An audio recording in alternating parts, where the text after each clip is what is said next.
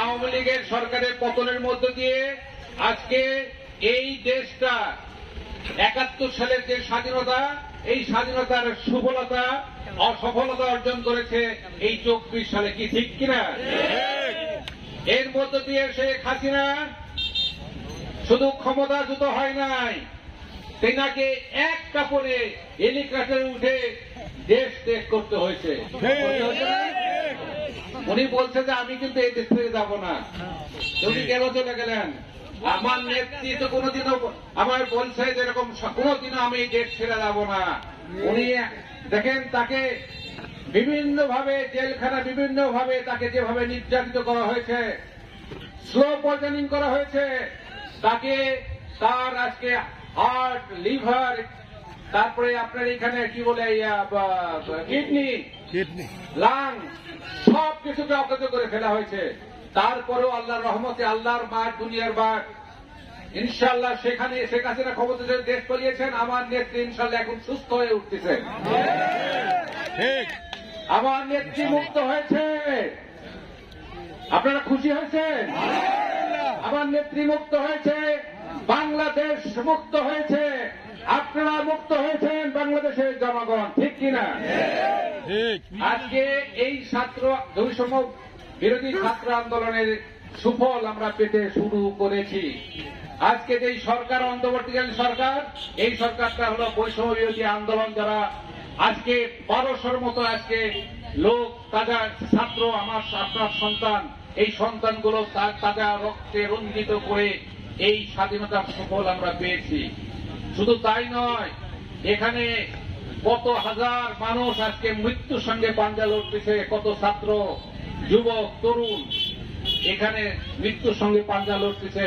আজকে আপনাদের মাধ্যমে আল্লাহর কাছে দোয়া করতে চাই, আমার যারা সন্তান, আপনার যারা সন্তান, যারা নিহত করে আমাদের এই বাংলাদেশ স্বৈরাচার মুক্ত করেছেন, এই বাংলাদেশের মানুষের গণতন্ত্র, স্বাধীনতা আজকে আমাদের কাছে ফিরিয়ে দিয়েছেন, বাক স্বাধীনতা ফিরিয়ে দিয়েছেন, আমাদের ভোটাধিকার ইনশাআল্লাহ আগামী দিনে ফেরত পাবো। এই যে অন্তর্বর্তীকালীন সরকার, এতে পাওয়ার পরে আমরা কি দোয়া করতে পারি না? যারা সন্তানগুলো আমরা এই রক্তে রঞ্জিত শহীদ হয়েছেন, তাদের নাম দোয়া করতে পারি না মহান আল্লাহর কাছে? মহান আল্লাহ তাদেরকে জান্নাতুল ফেরদৌস দান করুন, শহীদি মর্যাদায় দান করুন। আমিন। কি ঠিক জোরে বলেন আমিন। ইনশাআল্লাহ। আর যারা আহত হয়েছেন তাদের দ্রুত আরোগ্য কামনা করছি এবং এই সরকারের দাবি করি তাকে দ্রুত চিকিৎসা করে দেশে বিদেশে চিকিৎসা থেকে আরোগ্য করে তাদের পিতামাতার কাছে সন্তানদের ফিরে দেওয়ার জন্য।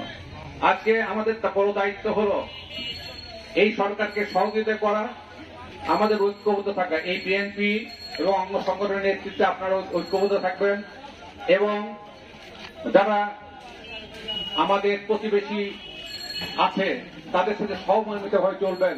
বিশেষ করে আমার হিন্দু ভাই বোনেরা যারা আছেন তাদেরকে শ্রদ্ধা, ভালোবাসা আমাদের করতে হবে। আমাদের বুঝতে হবে যে এই দেশকে নিয়ে ভারত বারবার বলে যে আমার হিন্দু ভাই, আমাদের যারা এখানে হিন্দু ভাইয়েরা আছে তারা খুব একটা স্বস্তিতে নাই। কিন্তু আমরা বলতে চাই আওয়ামী লীগের আমলের চেয়ে ইনশাল্লাহ আমরা তাদেরকে স্বস্তিতে রাখবো, শান্তিতে রাখবো। দরকার হলে আমরা তাদেরকে পাহাড়ে দিয়ে তাদেরকে অধিকার প্রতিষ্ঠিত করব। এই বাংলাদেশে আমার যেমন অর্জন আছে, আমার যেমন স্বাধীনতা আছে, তার চেয়ে বা বেশি স্বাধীনতা তাদেরকে দিতে হবে। তাদেরকে দিতে হবে আমার প্রতিবেশী হিন্দু ভাই বোনদেরকে। তাদের বন্ধা মণ্ডপ বিভিন্ন জায়গায় যেন বিশৃঙ্খলা সৃষ্টি না করতে পারে, এই দুর্বৃত্তরা যাতে বিশৃঙ্খলা করতে না পারে, এবং তাদের কাছে বস্তাভর্তি টাকা আছে, এই টাকা দিয়ে বিভিন্নভাবে তারা বিশৃঙ্খলা করতে পারে। এই বস্তাভর্তি টাকা ইনশাআল্লাহ আগামী দিনে যে ব্যাংক লুট করে যারা বস্তাভর্তি টাকা করেছে, এই টাকা ফিরিয়ে আনার দায়িত্ব ইনশাআল্লাহ আর এই সরকারের উপর, অন্তর্বর্তী সরকারের উপর। প্রতিদিন এই শাসক গোষ্ঠী দ্বারা এই লক্ষ হাজার কোটি টাকা যারা পাচার করেছে অথবা তারা লুণ্ঠন করেছে, এইগুলোকে ফিরত আনতে হবে। পাশাপাশি এই হত্যার বিচার করতে হবে।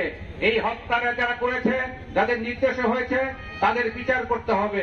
পাশাপাশি আমাদেরকে একটা জিনিস মনে রাখতে হবে, আমাদের যে আইন শৃঙ্খলা আইনে আছে, যারাই থাকে অবস্থায় থাক, যেখানেই থাক, তাদেরকে সহযোগিতা করতে হবে। তো আপনারা সবাই দোয়া করবেন, ইনশাল্লাহ আমি যা যা বলেছি ইনশাল্লাহ সব আপনারা 100% এই দেশের মানুষ পাবেন। আমি হয়তো যে এমপি হোক, বিমল সামনের দিকে বিএনপি, ইনশাল্লাহ আমি মনে করি বিএনপি অবশ্যই আপনাদের জনপ্রিয় দল, এই বিএনপি ক্ষমতা আসবে। যিনি নমিনেশন করেন না কেন তার পক্ষে আপনারা সবাই ঐক্যবদ্ধ হয়ে কাজ করবেন এবং এই সংগঠনকে শক্তিশালী করবেন। আপনারা ভালো একটা দেশ পাবেন, আপনারা ভালো এলাকা পাবেন, আপনাদের উন্নয়ন পাবেন, আপনাদের আইন শৃঙ্খলা সবকিছুতে আপনাদের অর্থাৎ আপনাদের সকল স্বাধীনতাকে আপনারা পেয়ে যাবেন। ভোট দিবেন আগামী দিনে, প্রত্যেক জনের ভোট আর কোনোদিন কেউ হরণ করতে না পারে। আগামী যতদিনে এই যে দুঃশাসনের বিচার না হবে, এই দুঃশাসন যারা লুণ্ঠনকারী, যারা হত্যাকারী, তাদেরকে বিচার করে এই দেশের মাটিতে তাদেরকে বিচার করে বুঝিয়ে দিতে হবে। এই যারা খুন, ডাকাতি এবং লুণ্ঠন করে জনগণের বিরুদ্ধে কাজ করে, তাদের জন্য এই বাংলাদেশ না। এই বাংলাদেশের মানুষ শান্তি চায়, এই বাংলাদেশের মানুষ স্বস্তি চায়, উন্নয়ন চায়, লেখাপড়া করতে চায়। আমার মা বোনেরা রাতে দিনে বিভিন্নভাবে যেন ঘুরে বেড়াতে পারে, নিরাপদ বাংলাদেশ গড়ে তুলতে পারে, সেটার জন্যই আপনাদের কাছে আমি আহ্বান জানাই। আপনারা সবাই ঐক্যবদ্ধভাবে শান্তি শৃঙ্খলাভাবে আপনারা থাকবেন। ইনশাআল্লাহ আপনাদেরকে এই বাংলাদেশ আমরা দিব।